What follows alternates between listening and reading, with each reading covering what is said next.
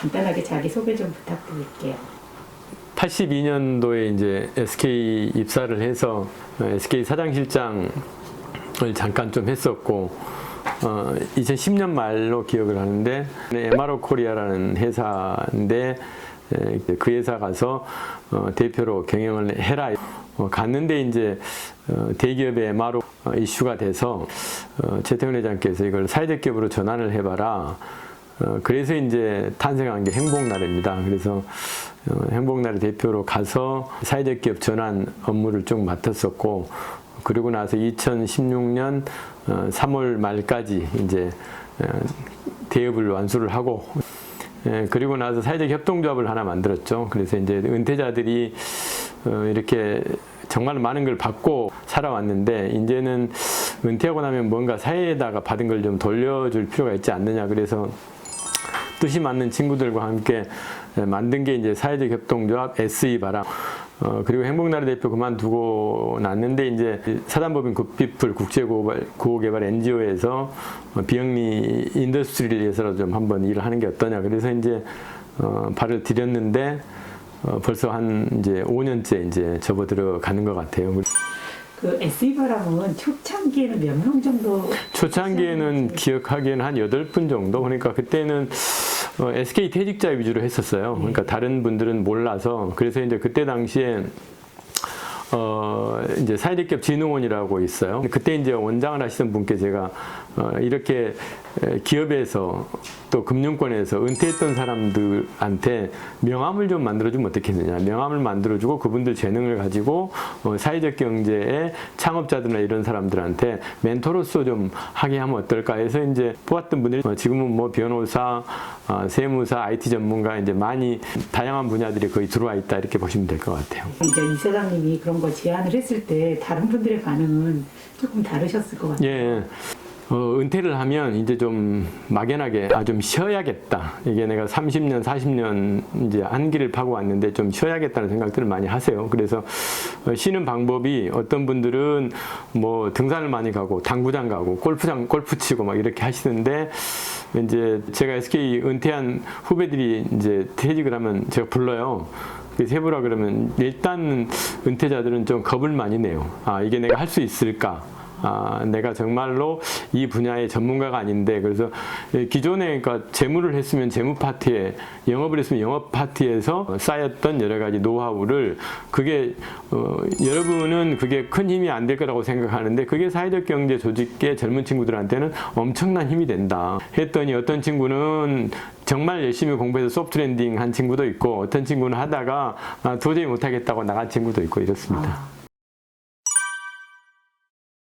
어떻게 사회적 경제하고 이렇게 됐냐 그러면 우연히 맺어준 필연이라고 저는 생각을 해요. 그때 MRO 코리아가 그냥 그 MRO 전문 회사로서 계속 했다 그러면 지금 오늘 뭐 이런 인터뷰 자료도 없었을 것 같아요. 그냥 그게 이제 사회적 기업 전환 과정에서 이렇게 하다 보니까 수많은 사회적 기업가들을 만나고 해서 사회적 기업들이 어떤 어려움이 있고 어떤 것들이 좀 지원을 하면 사회적 기업들한테는 정말로 비타민이 될 것 같다는 것들을 좀 알고 있어서 그러고 이제 있다 보니까 지금은 뭐 여성가족부, 임업진흥원, 뭐 문화재청 이런 심사도 이제 가끔 들어가고 소셜벤처 심사도 막 이제 들어가서 보면 배우는 거예요. 제가 이런 모델도 있구나 하다 보니까 이제 그런 경험치를 가지고 또 이제 다른 분들한테는 이런 사례도 있으니까 그 참고해봐라.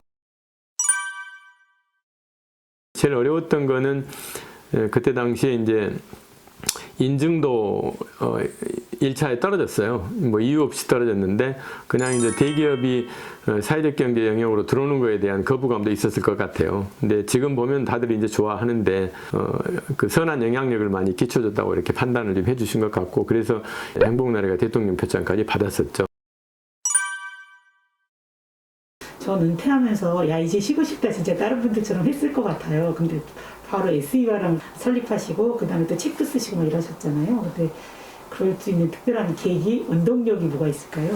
기본적으로 이제 저는 조금은 제 성격에 가만히 있지 못하는 성격 같아요. 그러니까 뭔가를 해야지 그냥 저한테 가장 큰 고문은 너 아무 일도 하지 말고 여기 앉아서 하루 종일 쉬고 있어. 그게 가장 큰 저한테는 고문일 것 같아요. 그래서 남들은 이제 그래 어떻게 그렇게 시간을 소화를 하냐. 그러니까 요즘 제가 이제 하루 일과를 좀 말씀을 드리면 월, 화, 수, 목, 금, 토까지 그냥 5시에 일어나요.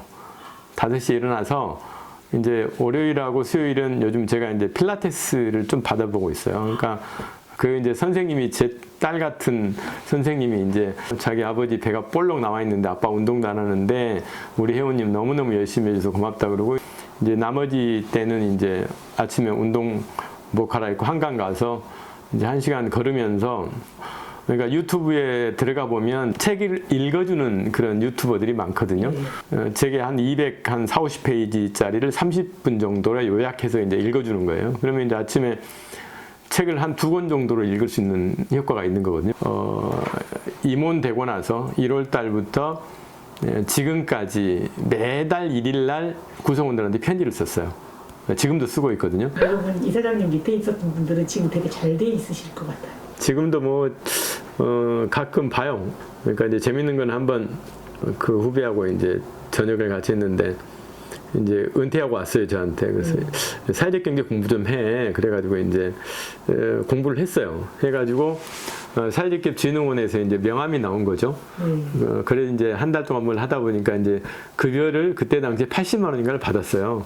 그러니까 은퇴하고 나서 처음으로 돈을 받았는데 SK 임원이 80만 원이라 그러면 뭐 그거 어떻게 보면 뭐 큰 돈이 아닐 수도 있거든요. 근데 이제 너무너무 본인은 은퇴해서 처음으로 받은 월급이라 감동을 먹어서 어느 날 집에 이제 빨간 감이 한 박스 와 있어요. 그래서 이걸 왜 보냈어? 그랬더니 저 빨간 내복 사드려야 되는데 그러면서 이제 그 친구도 지금은 중소기업에 들어가서 거기에 지금 실장 자리 맡고서 재능 기부하고 있어요. 세 곳에서 영역에서 어쨌든 다 활동을 하셨는데 어디가 가장 힘든가요, 혹시?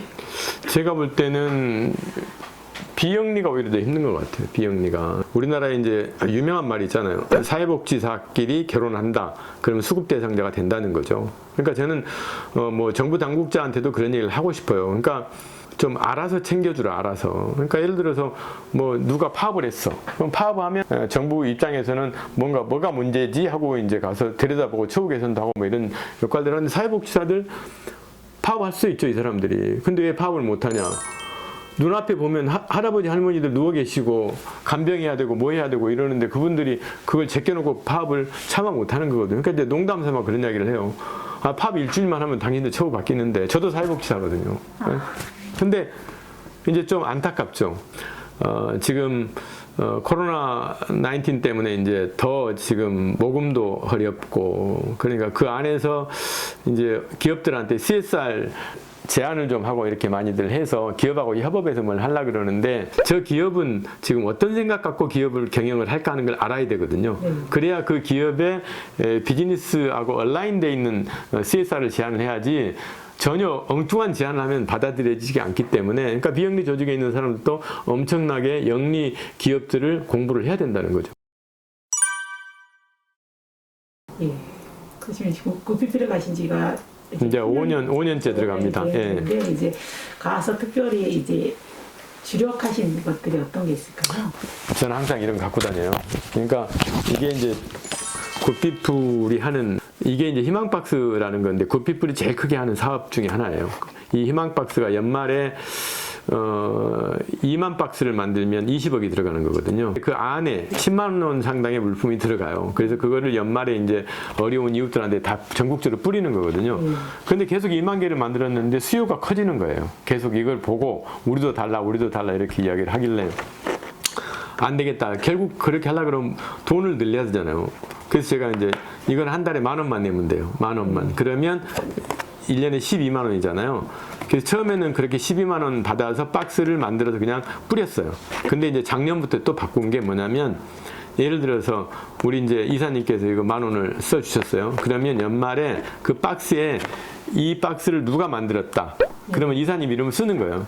그러면 쓰고 나서 그냥 보내는 게 아니고 그걸 찍어서 예. 이사님께 보낸 이렇게 이사님 박스가 이렇게 갑니다 하고 예. 그러면 이제 후원하는 입장에서는 보람도 느끼고 아 정말로 이게 내가 이런 가치 있는 일을 했구나 하고 이제 이런 일들이 있어서 그래서 저는 이걸 좀 갖고 다니라고 그러니까 뭐 사람들이 깜짝 놀라는 거예요. 제가 갖고 다니면 우리 구성원들한테 제가 이거 갖고 다니니 그러니까 저는 이제 구성원들 마인드부터 좀 바꿔라 제가 그런 이야기에서 바꿔라. 그래서 이제 보통 비영리 조직들이 급여는 적지만 호봉제로 돼 있거든요.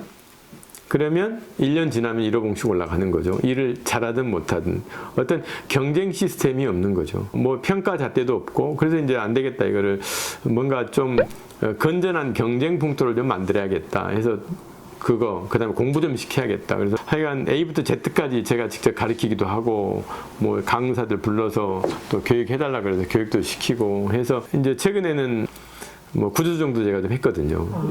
그리고 이제 역전 이런 데 가보면 이제 젊은 친구들이 그 뭐 이것 좀 붙여주세요. 뭐 이런 스티커 붙여서 이제 설명하잖아요. 그래서 이런 아동도 다 도와주세요. 그래서 후원하십시오. 뭐 이렇게 권유를 하는데 그걸 꼭 가서 해보라 그래요. 한 뭐 일주일 정도라도 가서 하고 나면 한 분 한 분의 후원자가 얼마나 소중한지를 우리 이제 직원들이 느끼게 되는 거거든요. 그리고 이제 특히 전화 잘 받아야 돼요. 전화. 어느 날 굿피플에 어떤 분이 전화를 해서 굿피플이 어떤 사업을 합니까 하고 전화를 쭉 받았어요. 우리 직원이 잘 받았죠. 잘 받았는데 그분이 그날 2억 6천인가를 쏴줬어요. 굿피플에 이 사업 하시라고. 제 이름 안 밝혀도 됩니다. 하고 이제 이런 분도 있고 또 어떤 때는 뭐 전화 응대 잘못해가지고 그분이 뭐 기존의 후원자인데 이제 이탈하신 분도 있고 그래서 정말로 이제 전화 예절 이런 것들도 일일이 다 지금 가르치고 있는데 또 잘 따라와줘서 고맙기도 하죠. 이제 사회적 경제 전문가로서 여러 가지 많은 일들을 해오시면서 가장 보람 있었던 순간이 어떤 게 있을까요? 뭐 가장 최근 거를 이야기를 하면 작년에 소셜벤처 심사를 갔어요. 근데 어느 대학생 한 명이 이렇게 발표를 하는데 저 아이템은 어떤 사회적 기업하고 연결을 어떻게 하면 시켜줄까 하다가 제가 이제 심사가 끝나고 나서 이제 그 친구 전화번호를 달라 그래가지고 이제 불렀어요. 그래서 이 모델을 이제 학생이기 때문에 돈이 없잖아요. 아이디어는 좋고 기술도 괜찮은데 그래서 이걸 가지고 경기도 모처에 사회적 기업 대표한테 전화를 해놨으니까 가봐라 그랬어요. 그래서 진짜 또 찾아갔어요, 이 친구가. 지금도 와서 저한테 계속 조금 이렇게 만들었습니다. 뭐 계속 상담을 해요, 저한테. 그래서 그래가지고 이제 그 기업에 가서 하니까 그 사회적 기업 CEO도 대단히 좋아하셨고, 그래서 결국 본선에서 대상을 먹었어요, 이 친구가. 그 다음에 이제 또 하나는 제가 볼 때는 뭐 큰 에너지를 안 쏘았는데 그게 그 기업으로 보면 큰 도움이 돼서 뭐 매출이 뭐 10억씩 사회적 기업이 매출 10억 한다는 게 쉽지가 않거든요. 그래서 그렇게 막 성장했던 것들 그리고 이제 홈쇼핑 이런 거 연결해서 홈쇼핑에서 이렇게 대박 친 것들 보면 참 보람도 있고 하여간 그런 것들이 보람인 것 같아요. 가족들은 어떤 아버지로 기억하고 어떤 남편으로 기억하는지 이런 것들도 궁금하긴 해요. 제가 연대에서 사회복지 석사할 때 그때 이제 가족복지론 강의를 들었는데 가족들이 나를 어떻게 생각하는지를 이제 받아와라 이렇게 아들 딸 이제 집사람한테 이제 나에 대한 걸 써라 이제 항목을 몇 개 줬죠. 전부 그러니까 정말 세상을 열심히 살았던 이제 남편이고 아빠고 이렇게 다들 이야기를 하는데 우리 아들이 그랬을 거예요. 그때 직원들한테 했던 거 3분의 1만큼 우리한테 해주면 안 되겠습니까? 이런 얘기를 하는 거예요. 그러니까 이제 저도 지금 사실은 반성을 많이 하는데 이렇게 이제 지금 여기서 막 말씀을 많이 드리잖아요. 집에 가면 별로 말을 제가 안 해요. 그러니까 남들은 우리 집사람 만나면 정말로 집에 가서 다정다감한 남편, 다정다감한 아빠로 생각을 할 텐데 제가 이제 말투가 지시형 이거 해 저거 해. 그러니까 이제 그때 당시 받았던 멘토 아빠 권유용으로 말씀 좀 해주시면 안 되겠어요? 그래서 그것도 지적을 받았어요.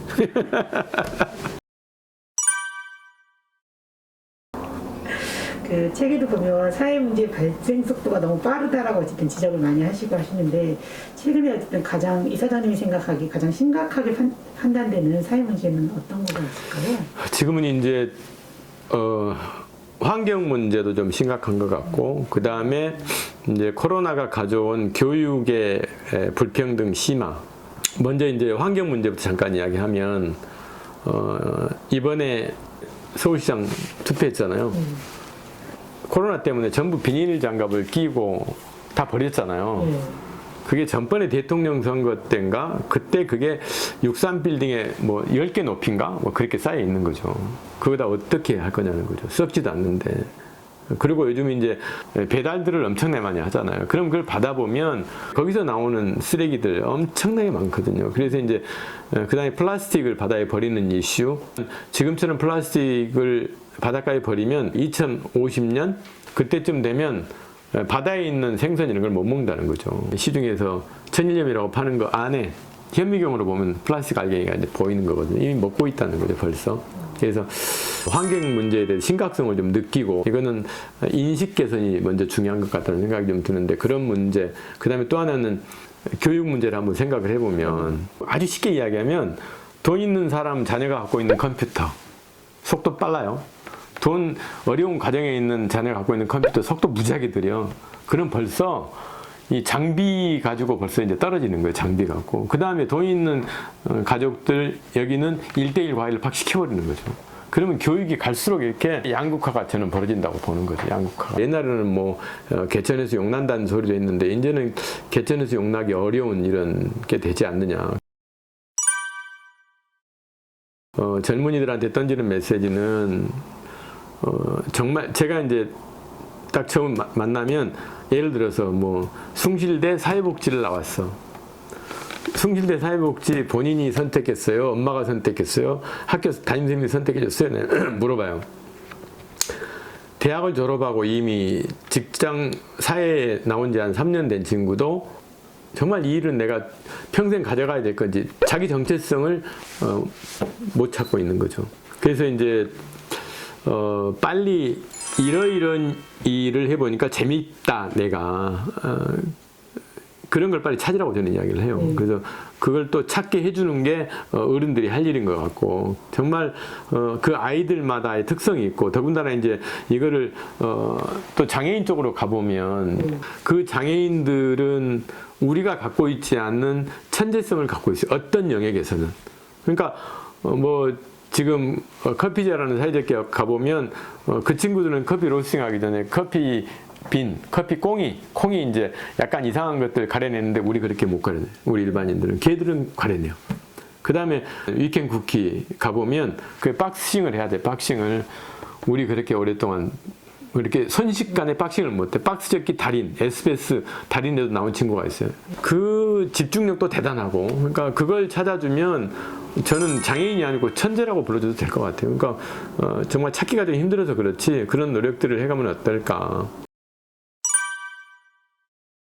이사장님께 감동을 줬던 사회적 경제인이 있을까요? 여러 사람들 있는데 이제 그 에코맘 산골 이유식의 오천호 대표, 그 다음에 최근에 결혼한 우리 이정훈 미녀농부. 오천호 대표는 지리산 자락에서 이제 이유식을 이제 만들기를 시작을 했는데, 처음에는 정말 어렵게 하던데 결국은 거기서 그 지역의 어르신들 고용도 늘리고 면세점까지 들어간 이유식인데, 사회적 기업 제품이 면세점 들어간다는 게 쉬운 게 아니거든요. 그러니까 자체 이제 원재료를 자체 생산으로 막 하다 보니까 일자리 또 만들어지잖아요. 그래서 그래서 그걸 뭐 쌀도 재배하고 뭐 이렇게 해서 그 오천호 대표가 생각이 아주 남하고 같이 갈 생각을 갖고 있는 거죠. 항상. 그래서 뭔 일을 하더라도 주위 사람들하고 이렇게 끌어안고 갈 생각을 하고 있고, 미녀농부 이정훈 대표 같으면은 파밍 세라핀가 책을 냈어요. 자기가 그동안에 경험했던 것들을 이제 젊은 농촌에 귀농한 친구들한테 이렇게 전파하고 나누는 이런 것들을 열심히 지금 하고 있어요. 사실 사회적 경제인을 가장 많이 만나시는 분이실 것 같아요. 그랬을 때 가장 중요한 성공 요인이 있을 것 같아요. 저는 예. 일단은 이제 사회적 기업가들이 오픈 마인드를 좀 가져라. 오픈 마인드를. 내 거는 딱 움켜쥐고 있고 남의 것만 어떻게 이렇게 해서 뭘 한번 해보겠다, 협업을 해보겠다. 저는 안 된다고 보는 거거든요. 그 다음에 이제 제일 중요한 거는 많은 분들을 만나 보면 정말 자기가 잘 핵심 역량을 갖고 있어야 돼. 정말 잘 아는 영역에서 창업을 해야 되는데, 그러니까 누가 보니까 아, 저 모델 괜찮겠네. 겉으로 볼 때는 괜찮은데 그러면 그걸 파고 들어가서 그게 내가 알고 있는 영역하고 이렇게 매칭이 돼서 아, 이걸 접목하면 괜찮겠다 이렇게 해야 되는데 그냥 저런 모델 그래 외부에서 볼 때도 좋지 해가지고 절대 성공 못 하거든요. 그래서 그 다음에 끊기 좀 인내력 가지고 끝까지 좀 버텨보라는 거죠. 뭐 요즘 뭐 젊은이들이 존버 정신 그러는데, 그 다음에 아까 이제 저는 제일 중요한 게 자원 동원 능력이에요. 예를 들어 자기가 데리고 있는 직원하고 노무 관계가 뭐가 이렇게 됐다. 그러면 당장에 노무사 가면은 돈 몇십만 원 달라 그럴 거예요. 어려운 사회적 기업을 위해서 재능 기부를 해주는 노무사도 많거든요. 그런 분들 또 그런 변호사들을 이렇게 알고 있어야 되는데 그걸 내가 직접 알아도 되지만 누구한테 가면 좀 연결될 수 있는 이런 사람들. 사인 한 번만. 오랜만에 사인하네.